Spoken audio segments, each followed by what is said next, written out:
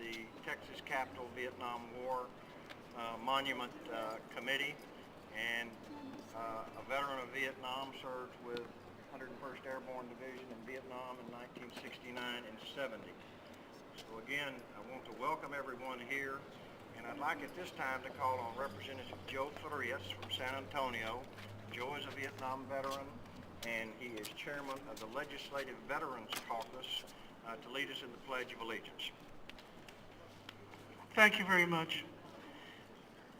I am happy to be here today to support this cause that I care so much about, and I would like at this time to lead everybody in the Pledge of Allegiance.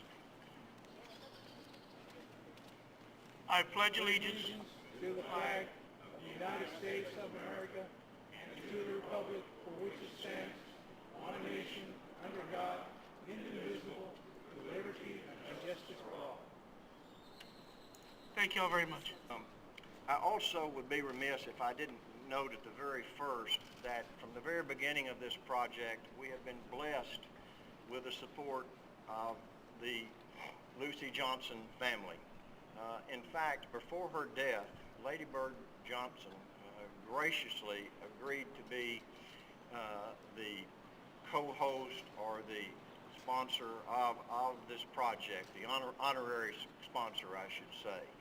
And we owe a great deal to Mrs. Johnson, to Lucy, to Linda, and the entire Johnson family for supporting this. The thing that I would like to point out about the maquette, and then I'm going to call on Don Dorsey to give you a few remarks, is that there has no other at this time statue or monument for the Vietnam veterans on the Capitol grounds. The other wars, World War II, the Korean War, World War I, all have monuments, and deservedly so. The one thing that we talked about in our committees as we met is that we wanted to have a monument that represented the diversity of Texas. And you will find 5 soldiers here. One is a Hispanic American, an African American, a Caucasian, a Native American, and then a Vietnamese Ranger to represent the coming together and hopefully the healing of this war. I would like to introduce to you Don Dorsey. Don is not only the chairman of the Vietnam Veterans of Texas Association, but he is a Marine veteran. He was a Marine Scout sniper in Vietnam. Thank you, Robert. Next month, on June 12th, will be my 40-year anniversary for having returned from Vietnam. And I still remember well the greeting that I never received.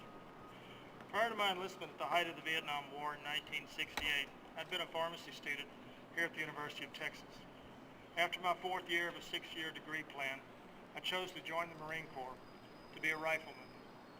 The Tet Offensive had just turned the war into a bloodbath, and even though I was against America's involvement in the war, I felt obligated to serve my country. I enlisted for 2 years with the intention of returning afterwards to complete my degree plan, have a family, and live happily ever after. It didn't actually work out that way. In Vietnam, I'd been a team leader, running 3- and 4-man assassination and reconnaissance missions as a scout sniper. It was a solitary existence where we served with bounties on our heads. And we did things that few people will ever experience. Still, I was proud to be a Marine and proud to defend our nation. I served 11 months and 27 days in Vietnam as a sniper.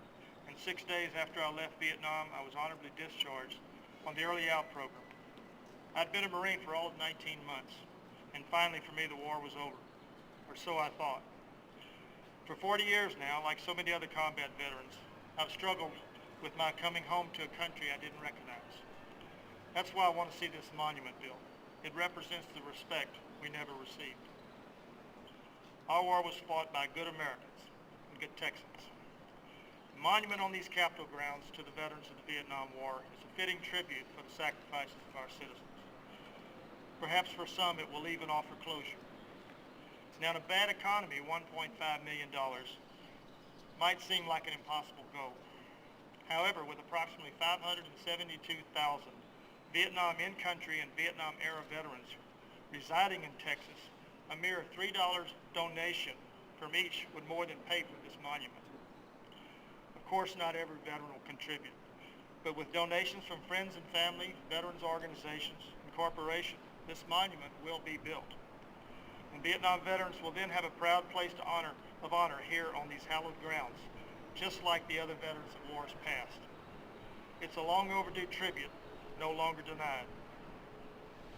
You know, when we came back from Vietnam and while we were there, it was indicated that some gave all, but all of us gave some. And those of you that were in Vietnam recognize that there were very few of us, if any of us, that were somehow not exposed to the war and to the activities of the war. And whenever a group of us, and after I got elected, a group of us Vietnam veterans in the House floor, there were 5 of us at the House at that time, and Senator Hinojosa in the Senate, banded together to pass a concurrent resolution 36, that would, House Concurrent Resolution 36, authorizing a Vietnam War Monument on the Capitol grounds. It was sponsored by 35 other legislators by meaning joint authoring, and then it passed both houses unanimously. So there was 100% support from our fellow colleagues for this monument. It is my hope that the monument will forever honor those Texans who made a huge sacrifice to their country over a quarter of a century ago, some of us as many as 40 years ago.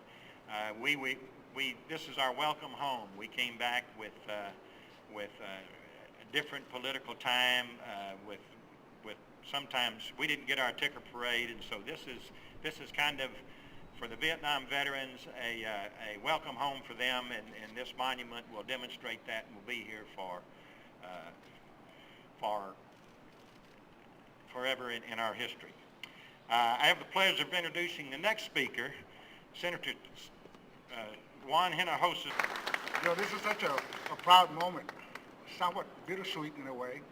I served in Vietnam, United States Marine Corps, and we didn't get a very good welcome when we came home. And I lost 3 classmates in Vietnam in combat. Leonel Bonteo, Jose Martinez, and Walter Langford. And for me, this day has been a long time coming, because we need to recognize the sacrifice. We lost over 65,000 American soldiers in that war. It was not a popular war, but when we were called upon to fight for freedom, defend our country, we stepped up to do just that. And today we know we are in another war, and we should always support our people who fight for our country. We have our neighbors, we have moms and dads, we have friends who right now are also at war. But for me, I ask everyone to please help raise money for this monument that represents the diversity of the soldiers who went to fight in Vietnam. Not only Americans, but South Vietnamese. They were fighting for freedom and independence by the communist North Vietnamese.